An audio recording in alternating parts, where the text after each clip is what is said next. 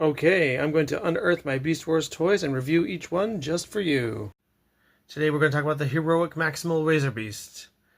And let me tell you a story about Razorbeast. When he was a young warthog. When I was a young warthog! Very nice. Thanks.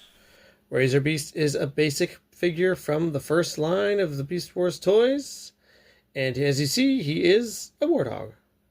One thing I do like about him is that his beast mode does a decent job at hiding his kibble.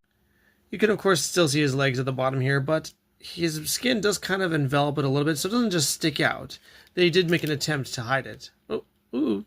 In fact, they may have tried to put a little too much in there because he doesn't quite fit properly in there. And when you look at him straight on, he looks a bit like a mouth breather. Sorry, buddy. And he is a spring-loaded figure, so you know what that means. I'm a sensitive soul, though I seem thick-skinned. Well, the spring-loaded figures aren't my favorite, usually. I think that Razorbeast is actually a pretty solid version of that. I think it's because there's just a few extra things you gotta do, like fold in his legs, so it isn't as passive as some of the other characters. And I also just like the design where his jaw splits in half and his teeth stick out like that. Just gives him more of a tough guy kind of look. And I don't know what it is, I just like his head too. I think he's got a pretty solid design.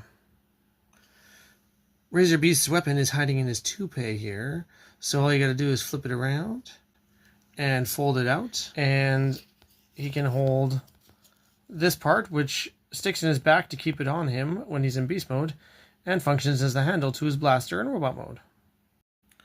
It's not like the coolest looking blaster, but at least it doesn't look like his intestinal tract. And if you do stick it back on his back like that, and open it up, then he's got a blaster that he can shoot over his head. So that's pretty nifty. Razorbeast was one I did not have as a kid, but I also wasn't that interested. I don't know, in my head I was like, a warthog? That's not that scary. Tell that to Robert Baratheon, right?